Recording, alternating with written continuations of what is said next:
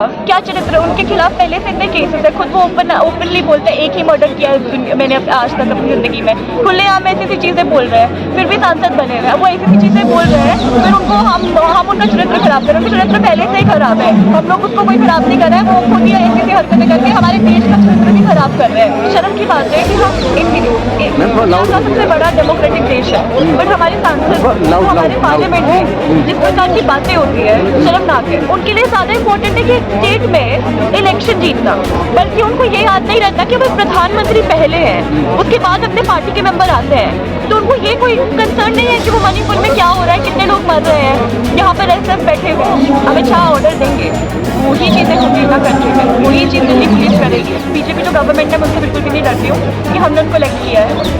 लोकतंत्र में जो आम जनता है वो ज्यादा बड़ी होती है, बट उन लोगों के बारे में कुछ बात करना ही बेकार है, क्योंकि जिस मनुवादी विचारधारा को लेके वो ये सत्ता पे आए हैं, वो विचारधारा उनकी वैसी ही है, तो वो वैसी चीजें बोलेंगे ना। क्यों उम्मीद करें उनसे कुछ अच्छा बोलेंगे? वो इस प्रकार के ही लोग हैं कि आप लोग से ज़्यादा जो है समर्थक हमारे हैं और हम काम भी करते हैं, आपसे अच्छा काम करते हैं क्षेत्र में अपने। पता नहीं क्या काम करता है, क्योंकि आज तक एक इंसान के चक्कर में कितना प्रॉब्लम क्रिएट हो रहा है पूरे कंट्री में, इंटरनेशनल लेवल, और हमारी कंट्री की बदनामी हो रही है एक इंसान के चक्कर में। उसको अरेस्ट करोगे सारा मैटर सॉल्व हो जाएगा। जो 3 इंटरनेशनल प्लेयर्स हमारे पास बैठे हैं, तीनों ऐसे प्लेयर्स हैं जो ओलंपिक्स में जाते हैं और जीत के भी आते हैं, और अगले साल ओलंपिक्स है। इन लोगों का भी टाइम वेस्ट करवा रहे हैं, और जो कंट्री एक अच्छे फेज में जा रही थी, ओलंपिक्स में जीत रही थी, उसको भी बर्बाद कर रहे हैं फालतू में। मतलब ये जो ब्रिजभूषण स्टेटमेंट्स भी दे रहे हैं कि अगर नरेंद्र मोदी बोलेंगे तुम्हें गिरफ्तारी करा दूंगा। मतलब आप एक प्राइम मिनिस्टर को, किसको भी, वो सब लोग कॉन्स्टिट्यूशन के फ्रेम के अंदर आते हैं। हम लोग भी सिटीजन हैं, हम कॉन्स्टिट्यूशन के अंडर आते हैं। प्रधानमंत्री, प्रेसिडेंट, सब लोग, कोई भी कॉन्स्टिट्यूशन से ऊपर नहीं है, संविधान से ऊपर नहीं है। तो ये ऐसी सी चीजें बोल रहे हैं, तो कितना अनडेमोक्रेटिक है। आपको क्या लगता है क्यों कार्रवाई नहीं हो रही? जिस एक्ट के तहत उन पर FIR दर्ज हुई है, गिरफ्तारी तुरंत हो जानी चाहिए, अभी तक कोई गिरफ्तारी नहीं हुई है। क्योंकि अगर एक आम इंसान करता है कुछ ऐसी हरकत, तो एकदम से गिरफ्तारी हो जाती है। और जो POCSO जो एक्ट भी है, जिसमें एक माइनर का अगर कुछ सेक्सुअल असॉल्ट होता है तो इमीडिएट अरेस्ट होता है, उसके अंडर भी उनका अरेस्ट अभी तक नहीं हुआ है। एक आम इंसान होता तो वो अरेस्ट हो जाता।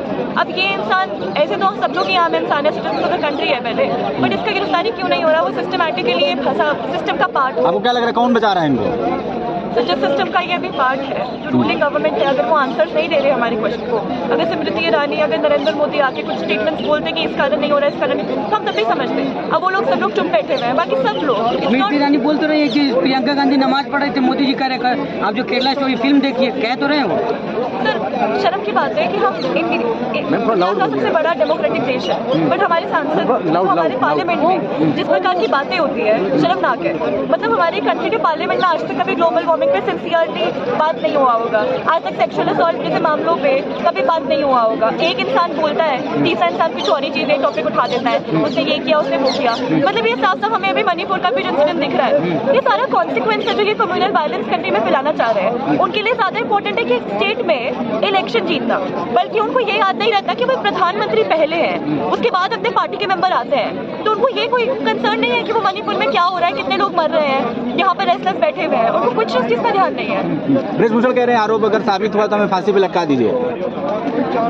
सर ये ओवर कॉन्फिडेंस देखे, मतलब आपके खिलाफ एक लड़की को सबसे पहले तो कितना ज्यादा करेज चाहिए होता है बोलने के लिए कि इस प्रकार का मामला है ना, और उसके बाद वो एक पोस्ट पे बैठे हुए हैं। उस पोस्ट पे बैठने के बाद अगर लड़कियां उनके खिलाफ एक मामला लेके आ रही है, और एक लड़की नहीं, इतनी सारी लड़कियां आ रही है, उसके बाद भी उस इंसान के अंदर इतनी ऑडेसिटी है कि वैसी चीजें बोल रहा है, साफ दिख रहा है सिस्टम का पार्ट है, और सिस्टमैटिकली ऑपरेस करने की कोशिश हो रही है। आरोप को निराधार बताने के लिए षड्यंत्र रचा जा रहा है। किस चीज का? ये झूठा आरोप है। चरित्र खराब किया जा रहा है उनका कहना। क्या चरित्र है उनके खिलाफ पहले से इतने केसेस है। खुद वो ओपनली बोलते हैं एक ही मर्डर किया है मैंने आज तक अपनी जिंदगी में। खुलेआम ऐसी ऐसी चीजें बोल रहे हैं, फिर भी सांसद बने हुए हैं। वो ऐसी ऐसी चीजें बोल रहे हैं, फिर उनको हम उनका चरित्र खराब कर रहे हैं। उनका चरित्र पहले से ही खराब है, हम लोग उसको कोई खराब नहीं कर रहे हैं। वो खुद ही ऐसी ऐसी हरकतें करके हमारे देश का चरित्र भी खराब कर रहे हैं। राजनीति करने के आगे चल के चुनाव लड़ेंगे, अभी से तैयार कर रहे हैं। सर राजनीति सबसे बड़ी तो ये जो रूलिंग गवर्नमेंट है, वो हम लोगों के साथ खेलती है। सिस्टमैटिकली कैसे ऑपरेस कर रहे हैं वो सबको दिख रहा है। पहले पुलिस को बुला के फालतू में मारना स्टार्ट करते हैं, शराब पी के पुलिस वालों को भेजते हैं। पुलिस वालों को भी डर नहीं है, क्योंकि इतनी बुरी तरह से ये लोग को पता है कि कुछ भी करेंगे ये लोग निकल जाएंगे इस चीज से। पुलिस तो अमित शाह के अंडर में आती है, दिल्ली पुलिस, तो क्या लगता है इसके पीछे अमित शाह का भी हाथ है? सर जो अमित शाह ऑर्डर देंगे वही चीज़ें होगी ना कंट्री में, वही चीज़ दिल्ली पुलिस करेगी।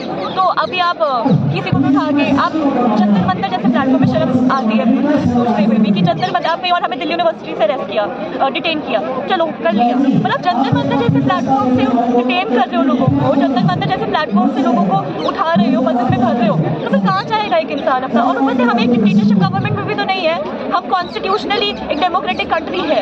डेमोक्रेटिक कंट्री के अंदर भी आप इस तरह की चीजें कर रहे हो कि जंतर मंतर जैसे प्लेटफॉर्म में आप लोगों को डिटेन कर रहे हो, ले जा रहे हो, तो शर्मनाक चीज है। ये राजनीति कह रहे कि घर जाइए, धरना खत्म करिए, जांच होने दीजिए। तो मैं मतलब बीजेपी जो गवर्नमेंट है उनसे बिल्कुल भी नहीं डरती हूँ, क्योंकि हमने उनको इलेक्ट किया है। लोकतंत्र में जो आम जनता है वो ज़्यादा बड़ी होती है लीडर से, बट उन लोगों के बारे में कुछ बात करना ही बेकार है, क्योंकि जिस मनुवादी विचारधारा को लेके वो इस सत्ता पे आए हैं, वो विचारधारा उनकी वैसी ही है, तो वो वैसी चीज़ें बोलेंगे ना, क्यों उम्मीद करें उनसे कुछ अच्छा बोलेंगे। वो इस प्रकार के ही लोग हैं। अब लोगों को समझ आ रहा है, इसलिए जो 2024 इलेक्शन होगा उसमें एक शायद पॉजिटिव आउटकम होगा, क्योंकि हमारा फार्मर्स प्रोटेस्ट हुआ है, सीए प्रोटेस्ट हुआ है, अभी मणिपुर में इंसिडेंट हुआ है, उसके खिलाफ भी प्रोटेस्ट जल्दी होगा, रेस्टर्स प्रोटेस्ट हुआ है। तो मुझे नहीं लगता वो तो बजरंग बली को इंसाफ दिलवा रहे हैं।